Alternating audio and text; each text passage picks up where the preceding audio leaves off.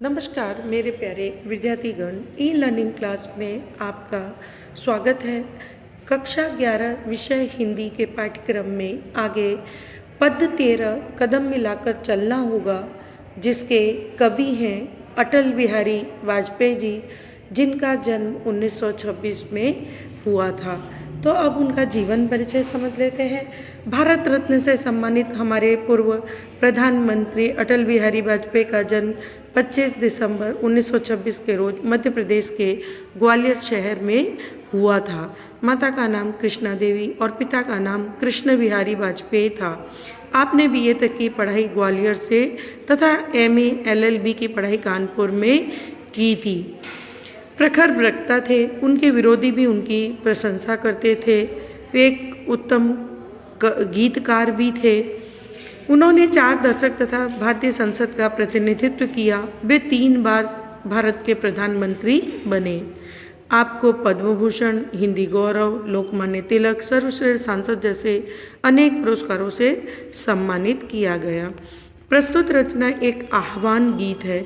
इस गीत में वे हम सब भारतवासियों को उन्नति की राह पर आगे बढ़ने के लिए कदम मिलाकर चलने का आह्वान करते हैं।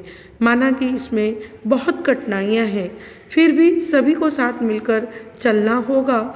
उस रास्ते पर चलते चलते अपना सब कुछ न्यौछावर करने के लिए आगे बढ़ने की सीख देते हैं। तो ये हुआ कवि का जीवन परिचय।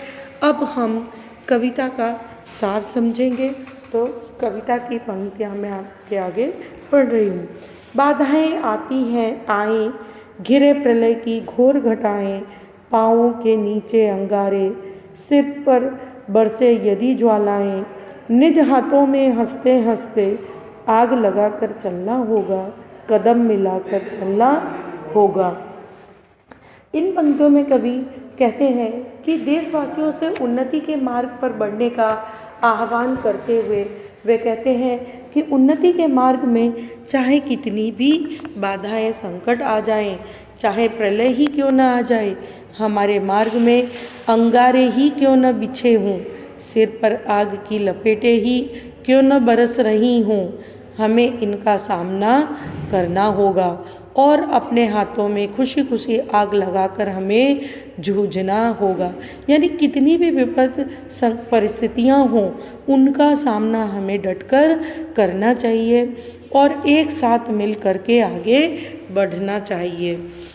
अब दूसरी पंक्तियाँ।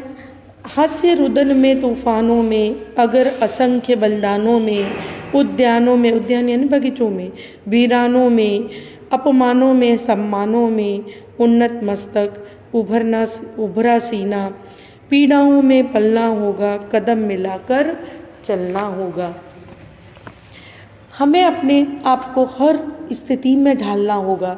कवि कहते हैं कि चाहे हंसी खुशी का माहौल हो अथवा कष्ट झेलने यानी गम का, चाहे तूफान आ जाए, चाहे जान न्यौछावर कर देने की स्थिति उत्पन्न हो, चाहे शस्य या श्यामला धरती का सुख भोगने को मिले अथवा उज्जड़ स्थिति में कष्ट सहना पड़े, अपमान भी सहना पड़े या सम्मानित होने का अवसर प्राप्त हो, कैसी भी स्थिति हो, हमें हर हाल में साहस और बहादुरी के साथ उसका सामना करना चाहिए। हमें हमेशा कष्ट और कलेश सहते हुए जीने के लिए तैयार रहना चाहिए।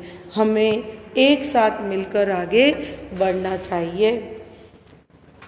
उजियारों में, अंधकार में, कल कहार में, बीच धार में, घोर घृणा में, पूत प्यार में, क्षणिक जीत में, दीर्घ हार में, जीवन के शत शत आकर्षक अरमानों को ढलना होगा, कदम मिलाकर चलना होगा।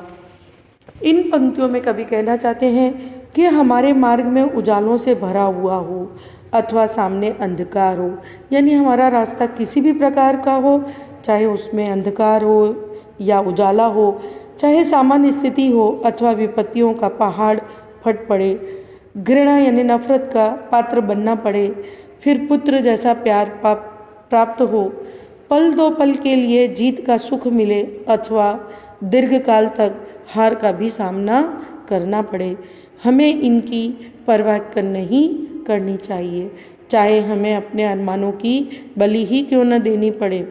हमें एक साथ मिलकर प्रगति के मार्ग पर बढ़ते रहना चाहिए।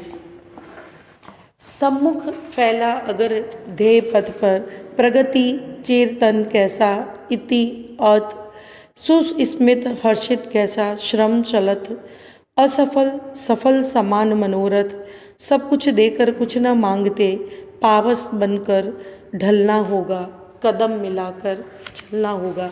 इन पंक्तियों में कवि कहते हैं कि यदि उद्देश्य हमारे समक्ष हों तो हमें निरंतर प्रगति करते रहना चाहिए।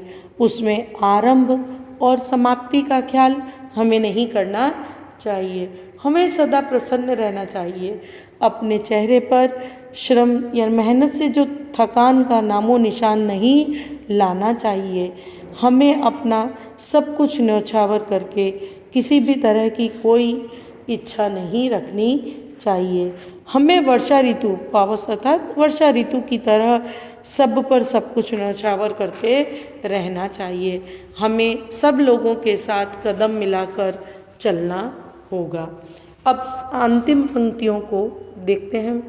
कुछ कांटों से सज्जित जीवन, प्रखर प्यार से वंचित यौवन, नीरवता से मुखरित मधुबन, परहित अर्पित अपना तन मन, जीवन को शत शत आहुति में जलना होगा, गलना होगा, कदम मिलाकर चलना होगा।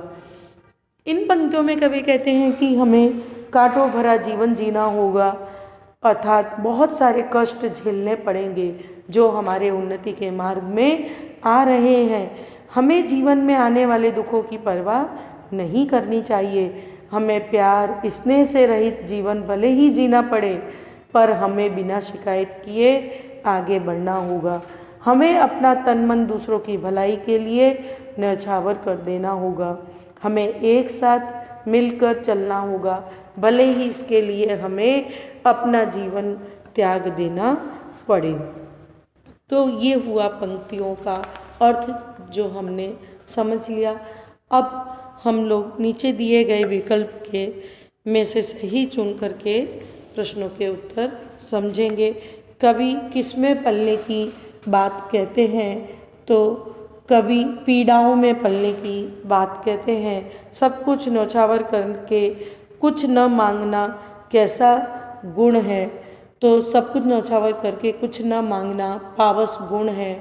हमें दूसरों के लिए क्या अर्पण करना होगा, हमें दूसरों के लिए तन मन अर्पण करना होगा। कवि ने मनोरथों को कैसा मानने के लिए कहा है, तो कवि ने मनोरथों को समान मानने के लिए कहा है। तो ये हुए विकल्प वाले प्रश्न उत्तर। अब आपको आपके गृह कार्य में प्रश्न नंबर 3 के सभी प्रश्न और प्रश्न नंबर 4 के सभी प्रश्न लिखने हैं। धन्यवाद।